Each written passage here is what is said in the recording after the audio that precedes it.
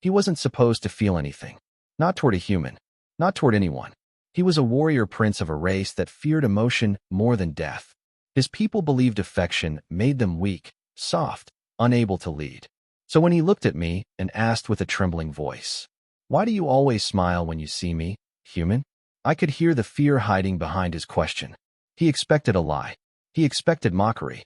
He expected the same coldness the galaxy always gave him. But I told him the truth. Because I want you to be my queen. And everything changed. We met completely by accident. The Galactic Peace Council had invited humans for a diplomatic exchange program. I volunteered partly because I wanted adventure, and partly because Earth badly needed strong allies. They assigned me to observe the Carven delegation, an ancient warrior species known for their icy discipline. They didn't laugh, didn't smile, didn't show affection. Every emotion was considered a crack in the armor. That's when I met him. Prince Arukin. Tall, quiet, silver markings on his skin like lightning trapped beneath glass. His eyes glowed faintly blue, cold, distant, always scanning the room for threats. Everyone feared him, except me. He noticed that. He always noticed. Whenever he entered the room, I felt my lips pull into an automatic smile. I don't know why. Maybe because I sensed something lonely behind his guarded expression. Maybe because he carried pain no one else cared to see. One day, during a late evening session, Arukin paused mid-step. His eyes locked onto mine. His voice wavered. Something rare. Something fragile. "Human, why do you always smile when you see me?" I swallowed. My instinct said to joke, to shrug it off. But he deserved honesty. "Because you matter to me." He froze. No one had ever told him that. You could see it in the way his breath caught. You could feel it in the silence that followed. He walked away that night without saying a word. But he came back. 3 days later, I found him waiting alone in the observation dome. Stars drifted outside the transparent panels, dusting his face in silver. He didn't turn when I stepped in.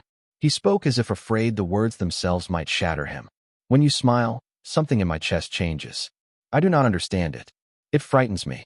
I moved closer. "Emotions aren't weakness, Arukin. They're proof you're alive."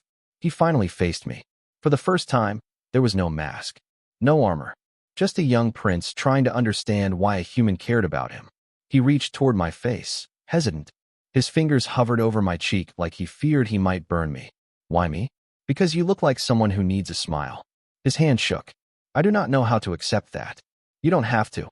Just let it happen." He inhaled sharply. His eyes softened. "You are different, human. So are you." Then everything collapsed. The council meeting was ambushed by a rogue faction, an extremist alien group that despised cooperation between species. Blaster fire rang out. Explosions tore through the hall. Delegates scattered. I ducked behind a fallen pillar as smoke billowed. Arukin leapt over me, shielding me with his own body. Energy shots ricocheted off his armor. He snarled with a fury I'd never seen before. "Stay behind me, human." He fought like a storm made of blades, swift, relentless. I watched, terrified, as he took a blast to the shoulder but didn't slow down. He tore through the attackers until the last one fled in fear. When it was finally over, he collapsed to one knee, trembling. I rushed forward. "Arukin, you're hurt." He looked up at me with pain-filled eyes. "You smiled for me. I must protect that." Tears pricked my vision. "Idiot. I smiled because I care about you. Not because I need you to fight for me." He blinked, confused. "Care? For me?" I cupped his face gently. "Yes. You. Exactly as you are." His breath shook. His voice broke. "Human, you destroy every wall I ever built. Then stop building new ones." We had one final night before diplomatic negotiations resumed.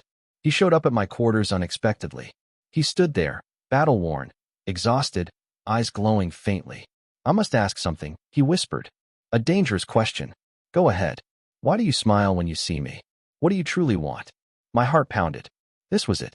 I stepped toward him, close enough that my breath warmed his skin. "Because I want you to be my queen." The words hit him like a shockwave. His pupils widened. His markings flared bright silver.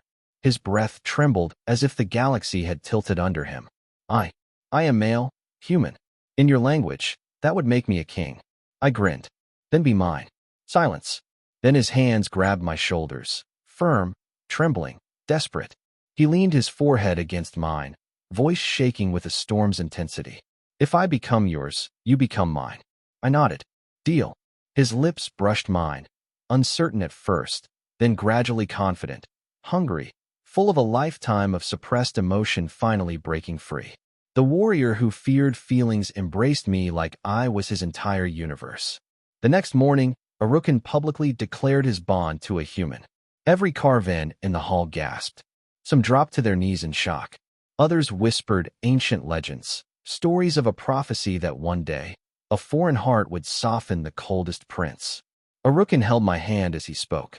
This human saved me with nothing more than a smile. I am no longer afraid of what it makes me feel. And I choose him. My voice cracked as I whispered back. Then I choose you too. The galaxy watched the unthinkable happen. A human and a cold-born warrior prince formed a bond that defied species, culture, and ancient law. And it all began with one simple smile.